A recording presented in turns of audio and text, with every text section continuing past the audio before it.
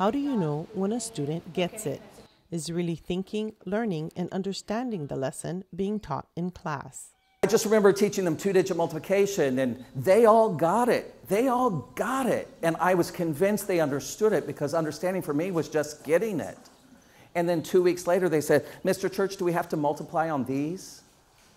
And I thought, that's interesting. They have the skill to do it, but they don't know when, how, where, why to use that skill in new situations.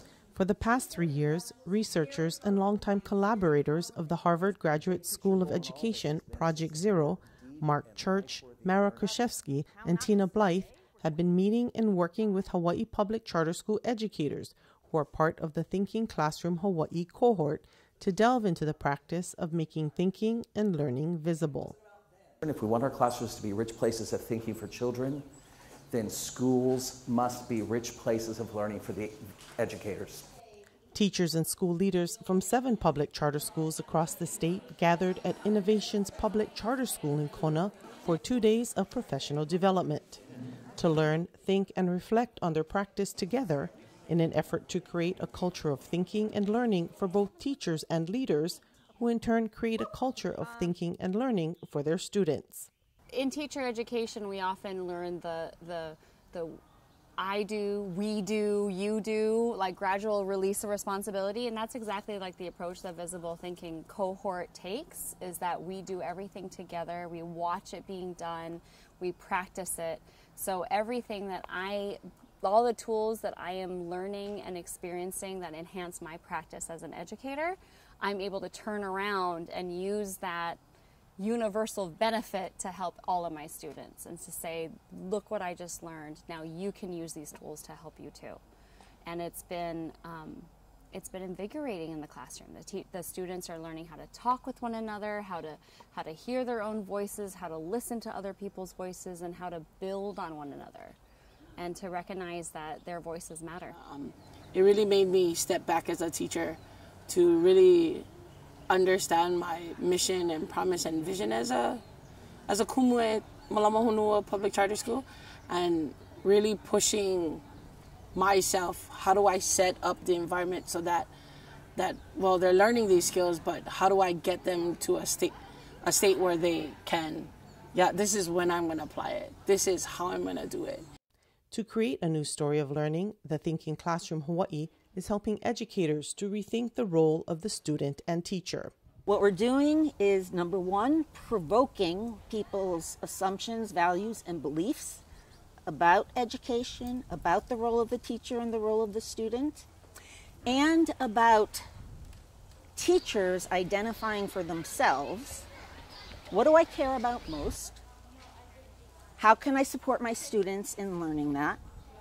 If they're not learning it, how can I help them? We're really just a vehicle for teachers to think deeply about their goals and their struggles, and then whatever helps them address those, so much the better. During the Friday afternoon session, Mark continued developing teachers to be facilitators in the Thinking Classroom, ensuring the work they started will continue to grow. The idea is to grow the facilitators, giving them the skills and confidence to continue to build upon this practice at their schools and expand this instructional mindset with other teachers, school leaders, and ultimately with their students who can lead in their learning.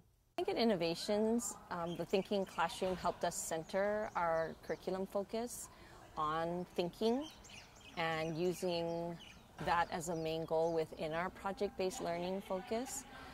The strategies, the meetings, the intentional time spent on focusing on thinking has really helped us center our goals as a staff and as a school community.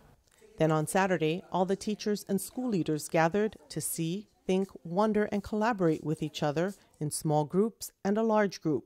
They took time to tour the Innovations Public Charter School campus, visiting the various gardens, indoor and outdoor classroom spaces, and thinking about how the environment promotes thinking and learning. A lot of the wondering was how integrated the students are in learning classrooms and then coming out, or if it's separate. In groups, educators worked on a number of projects and ideas.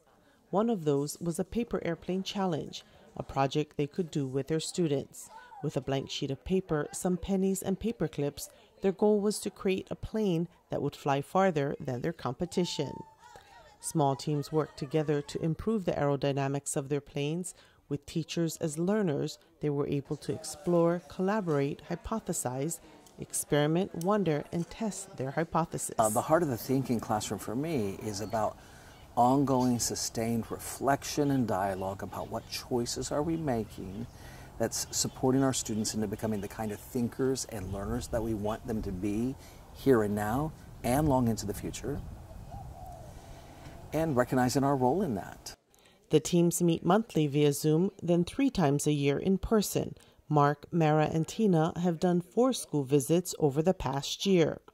The State Public Charter School Commission, which contracted with the trio to facilitate the Thinking Classroom Hawaiʻi, hopes to extend the contract, which ends in December, as interest grows with charter school educators. At the end of the day, our goal is so that we actually increase student outcomes, that there's positive student outcomes.